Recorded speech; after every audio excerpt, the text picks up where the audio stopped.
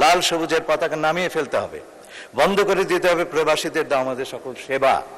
জাতিসংঘের সদস্য হিসাবে বার্ষিক প্রদেয় চাঁদা আমরা দিতে পারবো না, যার ফলে জাতিসংঘে আমাদের সদস্যপদ স্থগিত হয়ে যেতে পারে। 1844 কোটি 43 লক্ষ টাকা কোনো সাধারণ ব্যয় নয়। আমি এখন মাননীয় পররাষ্ট্রমন্ত্রীকে ছাঁটাই প্রস্তাবগুলোর উপর বক্তব্য রাখার আহ্বান জানাচ্ছি। মাননীয় পররাষ্ট্রমন্ত্রী, ধন্যবাদ। ধন্যবাদ মাননীয় স্পিকার, ধন্যবাদ মাননীয় সংসদ সদস্যদের তাদের বক্তব্যের জন্য। বর্তমানের এই পরিবর্তনশীল এবং ভূ রাজনৈতিকভাবে জটিল বিশ্ব ব্যবস্থায় একটি রাষ্ট্রের উন্নয়ন ও নিরাপত্তা অনেকাংশেই তার দূরদর্শী ও সক্রিয় কূটনৈতিক তৎপরতার উপর নির্ভর করে। আমাদের কূটনীতির মূল লক্ষ্য হচ্ছে সবার আগে বাংলাদেশ ফার্স্ট, যার অভূতপূর্ব সাম্প্রতিক উদাহরণ হচ্ছে মাননীয় প্রধানমন্ত্রীর ঐতিহাসিক মালয়েশিয়া এবং চীন সফর। বাংলাদেশের স্বাধীনতা ও সার্বভৌমত্বের সুরক্ষা, অর্থনৈতিক প্রবৃদ্ধি ও আমাদের জনগণের জাতীয় স্বার্থকে সর্বোচ্চ অগ্রাধিকার দিয়েই এই বাজেট প্রণয়ন করা হয়েছে। প্রস্তাবিত 1844 কোটি 43 লক্ষ টাকা কোনো সাধারণ ব্যয় নয়, বরঞ্চ এটি আন্তর্জাতিক অঙ্গনে বাংলাদেশের অবস্থানকে আরও সুদৃঢ় করার একটি কৌশলগত বিনিয়োগ। আমি উল্লেখ করতে চাই, দক্ষিণ এশিয়া অঞ্চলে আমাদের প্রস্তাবিত প্রায় 1000 কোটি টাকা বাজেটের তুলনায় আমাদের হিসাব অনুযায়ী ভারতের বিদেশ মন্ত্রণালয়ের বাজেট বাংলাদেশের টাকায় প্রায় 29,000 কোটি টাকা ও পাকিস্তানের পররাষ্ট্র মন্ত্রণালয়ের বাজেট 3,400 কোটি টাকা, যেটা আমাদের প্রায় দ্বিগুণ। ছাঁটাই প্রস্তাব অনুযায়ী পররাষ্ট্র মন্ত্রণালয় সংক্রান্ত 16 নম্বর দাবি হ্রাস করে 1 টাকায় নামিয়ে আনা হলে বিশ্বের বিভিন্ন দেশে আমাদের দূতাবাসগুলি বন্ধ করে দিয়ে আমাদের স্বাধীনতা ও সার্বভৌমত্বের প্রতীক লাল সবুজের পতাকা নামিয়ে ফেলতে হবে, বন্ধ করে দিতে হবে প্রবাসীদের দেওয়া আমাদের সকল সেবা। জাতিসংঘের সদস্য হিসাবে বার্ষিক প্রদেয় চাঁদা আমরা দিতে পারবো না, যার ফলে জাতিসংঘে আমাদের সদস্যপদ স্থগিত হয়ে যেতে পারে। সম্পূরক বরাদ্দ সহ পররাষ্ট্র মন্ত্রণালয়ের 2025-26 অর্থ বছরে মোট বরাদ্দ ছিল 1764 কোটি 38 লক্ষ 92 হাজার টাকা। তন্মধ্যে পরিচালন বাজেটে বরাদ্দ ছিল 1542 কোটি 40 লক্ষ 51 হাজার টাকা এবং উন্নয়ন বাজেটে বরাদ্দ ছিল 221 কোটি 51 লক্ষ টাকা।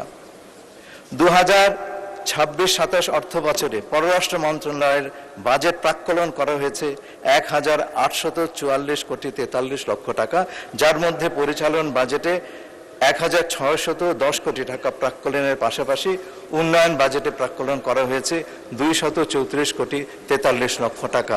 গত বছরের তুলনায় 2026-27 অর্থ বছরে 4.536% বেশি বরাদ্দের প্রাক্কলন করা হয়েছে। এখানে কিন্তু আমাদের মনে রাখতে হবে যে পররাষ্ট্র মন্ত্রণালয়ের বাজেটে বড় একটা অংশ ব্যয় করা হয় বিদেশে অবস্থিত আমাদের দূতাবাসগুলির কার্যক্রম পরিচালনা করার জন্য। টাকার বিপরীতে বৈদেশিক মুদ্রার বিনিময় হার ওঠানামার কারণে প্রকৃত ব্যয় বৃদ্ধির হার আরও কম হতে পারে, যেটা আমরা সম্পূরক বাজেট পাশ করার সময় দেখেছি কয়েকদিন আগে। পরিচালন বাজেট বৃদ্ধির যৌক্তিকতা আমি আপনাদেরকে জানাচ্ছি। প্রথম, মালয়েশিয়ায় জোহর বাহরু, যুক্তরাষ্ট্রের মিশিগান রাজ্যের ডেট্রয়েট, আর্জেন্টিনার বুয়েন্স আয়ারেস ও আয়ারল্যান্ডের ডাবলিনে নতুন মিশন খোলা হয়েছে। উক্ত 4টি মিশনের কার্যক্রম আগামী অর্থ বছরে শুরু করার জন্য মোট 30 কোটি 39 লক্ষ 95 হাজার টাকার বরাদ্দ রাখা হয়েছে। রোহিঙ্গা গণহত্যা সংক্রান্ত ইন্টারন্যাশনাল কোর্ট অফ জাস্টিসে মিয়ানমারের বিরুদ্ধে ইসলামিক সম্মেলন সংস্থার পক্ষে গাম্বিয়ার দায়ের করা মামলা পরিচালনার জন্য 16 কোটি টাকা বরাদ্দ রাখা হয়েছে। মন্ত্রণালয়ের 4টি ইউনিট ও বিদ্যমান 83টি মিশনের পরিচালন ব্যয় মেটানোর জন্য অবশিষ্ট 21 কোটি 19 লক্ষ 54 হাজার টাকা অতিরিক্ত বরাদ্দ রাখা হয়েছে। এই বৃদ্ধির উল্লেখযোগ্য অংশ খরচ হচ্ছে কর্মকর্তা কর্মচারীদের বেতন ভাতা নির্বাহ করার জন্য।